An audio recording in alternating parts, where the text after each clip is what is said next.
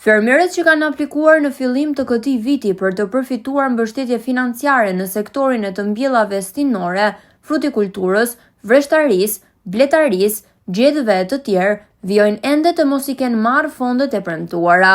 Burime për televizionin Apollon bëjnë të ditur se vetëm ditët e fundit ka nisur procesi i shpërndarjes së parave sipas kategorive të përcaktuara nga Ministria e Bujqësisë dhe Zhvillimit Rural.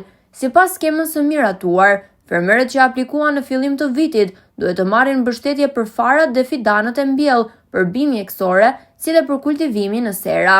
Kultivuesit e perimeve, yleshtrydheve dhe rrushit do të përfitojnë 200.000 lekë për hektar, ndërsa ata që merren me bimët medicinale përfitojnë 30.000 lekë për hektar.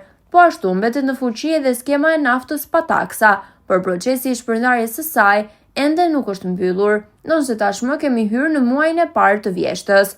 Një tjetër kategori përfituesish janë bletarët, të cilët sipas skemës mbështetëse marrin 1.000 lekë për koshere, me kushte të zotërojnë jo më pak se 50 koshere. Për ta, burimet konfirmojnë se ka nisur procesi i ndarjes së parave nga Ministria e Bujqësisë. Nga ana tjetër, mbështetje financiare është parashikuar dhe për blegtorët.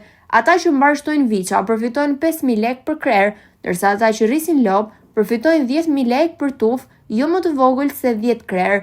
Fermerët që mbarshtojnë dele dhe dhi përfitojnë 1.200 lekë për krerë, por vetëm nëse tufat e tyre nuk janë më të vogla se 100 krerë.